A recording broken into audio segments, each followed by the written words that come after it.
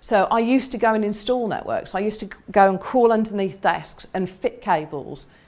And where I worked at the Olivetti distributorship, because we got clients all around the country, if I was going off to train somebody who was a long, long way away, the engineers would send me out with RAM chips or with expansion cards and things to fit in the computer so that they didn't have to go.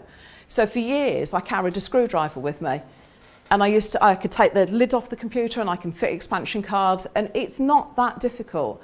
And it's quite interesting, and it's really funny being a woman doing that when you see the reaction on men's faces when they see you are capable of using a screwdriver to start with, and when you can actually take the back off a machine and you can fit something to it and it still works.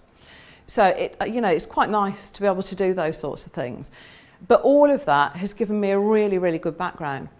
But then I went to work for a company that wrote their own software, and I ran their support help desk, which is hard work because all you ever get are people on the phone who don't want to be on the phone because they've got something wrong.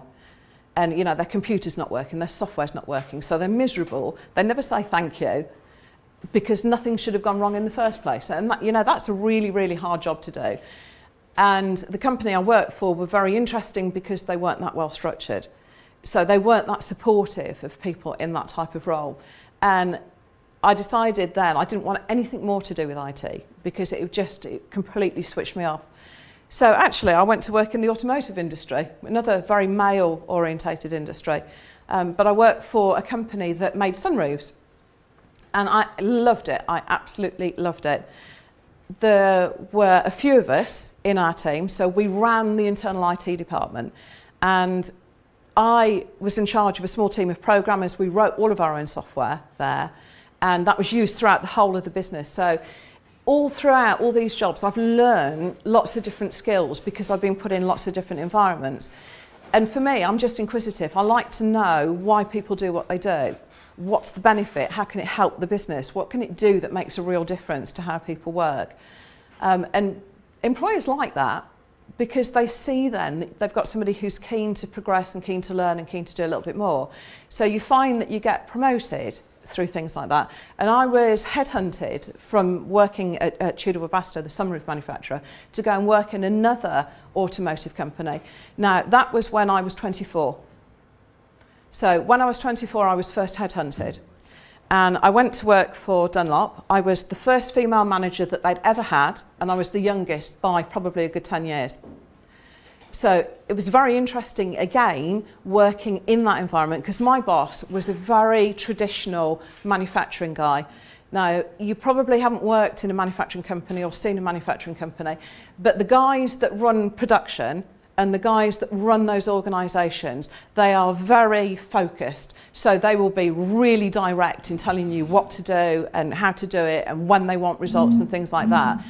And if you're not careful, you end up in a situation where you could quite easily get bullied, for want of a better phrase. So you have to learn to be really strong and to kick back at them. And whilst I was in the IT department, my boss thought that IT people shouldn't just see IT, they should understand the business. So he dropped me from a great height, a long way down, into production planning.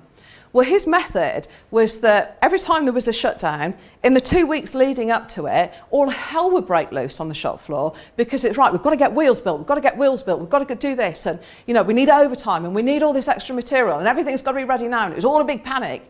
And I thought, well, why, we've been doing this for a long time. Why are we still doing this panic when it comes to shutdown? Why don't we just build them a bit sooner and don't need to put so many shifts on, but just build the stock up slowly, but over a longer period of time, so that when we shut down, we know we've got them ready. And he couldn't quite get his head round why I wanted to do it that way.